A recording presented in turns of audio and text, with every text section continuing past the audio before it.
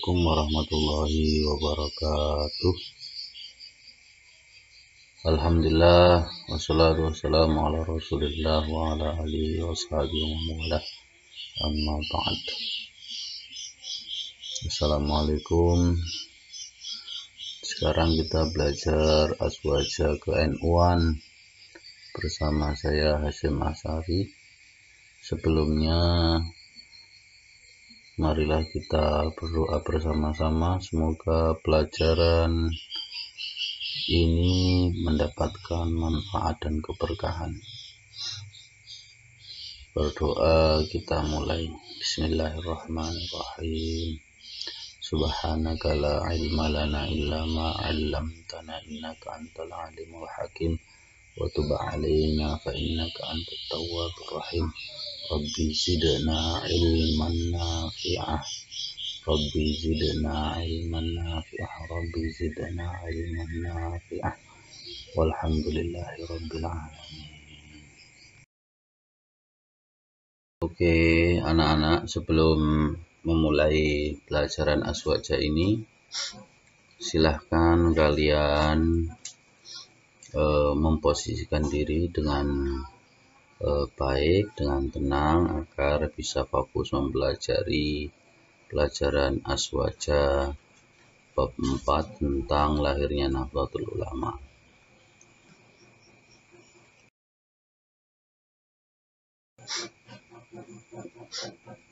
Ya, Nahdlatul Ulama atau lahirnya Nahdlatul Ulama ada situasi sebelum NU berdiri, ya.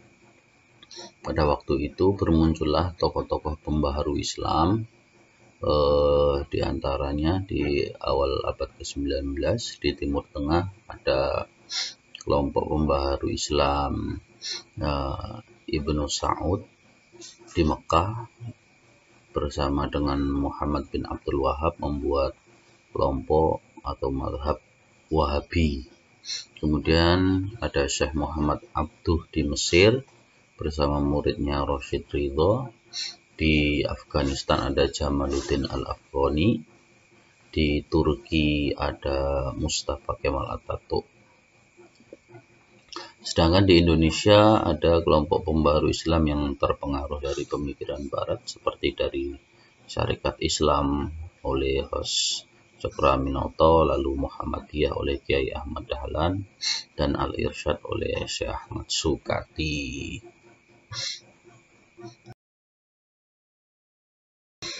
Nah, pada awal abad ke-19 ini, tepatnya pada tahun 1916, Kiai Abdul Wahab Hasbullah sepulang dari belajar dari Mekah di Surabaya mendirikan sebuah madrasah yang disebut Nahdlatul Wathon atau kebangkitan tanah air.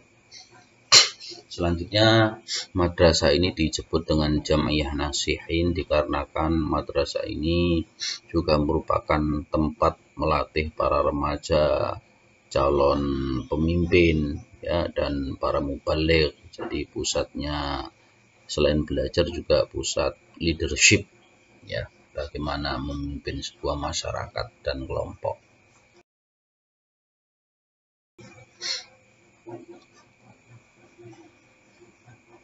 Di tahun selanjutnya, pada tahun 1918 didirikanlah sebuah koperasi ke-N1 Ahlussunnah wal Jamaah yang berisi perkumpulan para pedagang, ya, yang disebut dengan Nahdlatul Tujjar. Tujjar itu artinya pedagang. Tidak lama kemudian, menjelang tahun 1919, di Surabaya didirikan sebuah madrasah yang bernama Taswirul Afkar. Tujuan didirikannya madrasah ini adalah untuk menyediakan tempat untuk mengaji dan belajar. Nah, tiga madrasah tadi yang menjadi cikal bakal, ya, berdirinya sebuah organisasi yang disebut dengan Nahdlatul Ulama. Apa saja?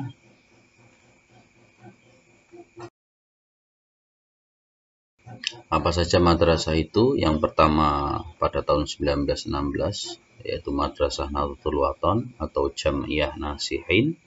1918 Nahdlatul Tujar yaitu Koperasi Perdagangan. 1919 Nahdlatul Fikr atau Taswirul Afkar. Inilah cikal bakal madrasah yang kemudian kelak terbentuknya Nahdlatul Ulama dari perkumpulan-perkumpulan orang-orang tradisionalis, orang-orang pesantren untuk membuat komunitas. Perlu diketahui pada waktu itu masih zaman penjajahan ya. Nah, pada saat timbulnya adanya pembaharuan Islam di Timur Tengah, khususnya di Mekah, ya, di Mekah dan Madinah, ya, daerah Hijaz, ya, yaitu ada sebuah madhab yang disebut madhab Wahabi yang dibuat oleh Muhammad bin Abdul Wahab.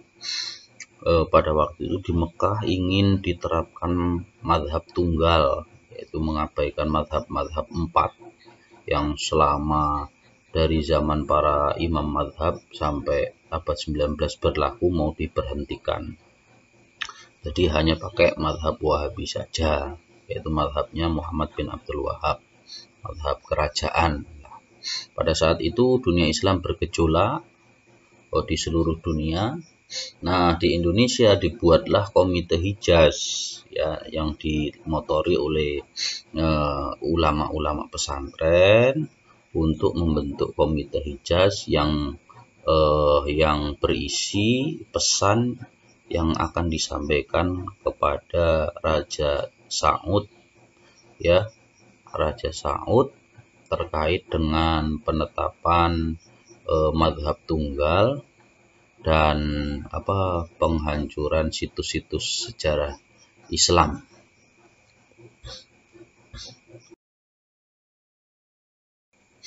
Ya anak-anak,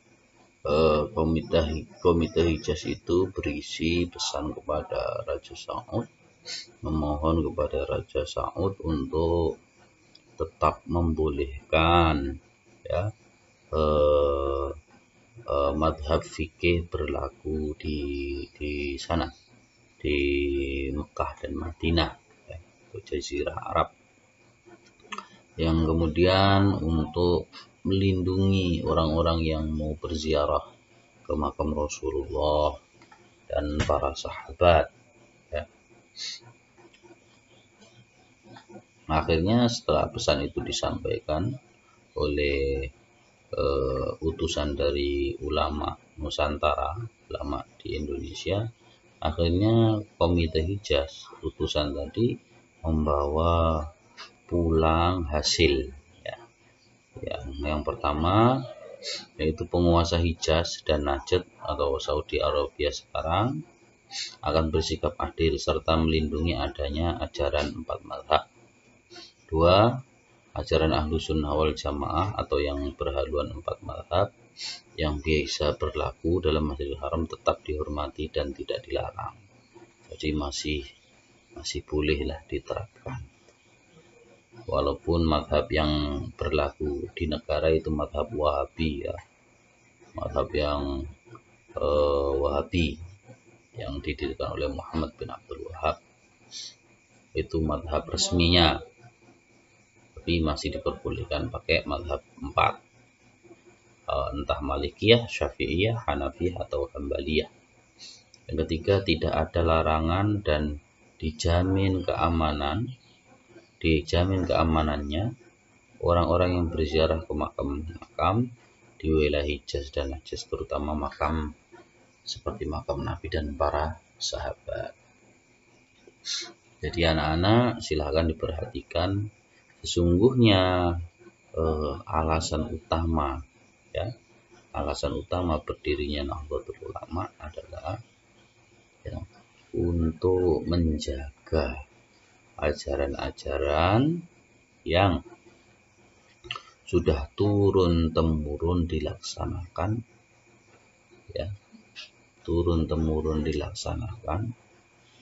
dan bukan hanya dilaksanakan dari waris-waris saja, tapi ini ada sanadnya.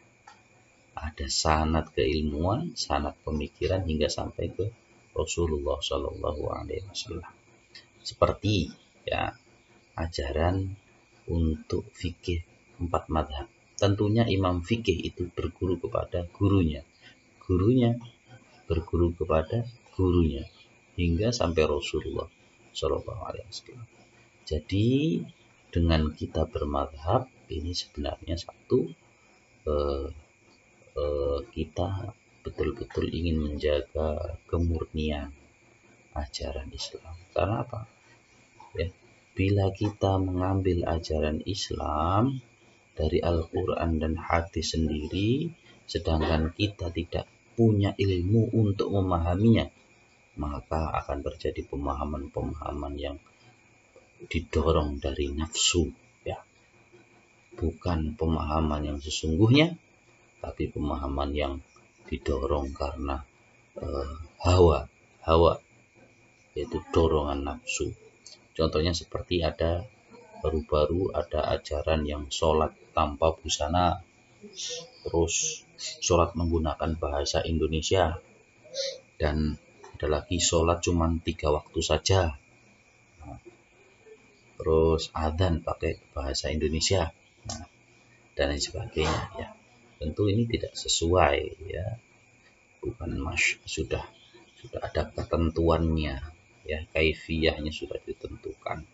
Jadi tidak boleh, itu pemahaman yang sesat, yaitu memahami Al-Quran dan hadis tidak berdasarkan dengan ilmunya, ilmu syarahnya, ilmu ma'anil hadisnya, asbab wurudnya, ya, asbab nuzulnya, dan lain sebagainya. Tentunya inilah yang berusaha kita jaga agar kita tetap memakai cara yang dipakai oleh Rasulullah SAW, bukan cara amaliyah saja, tapi cara berpikir.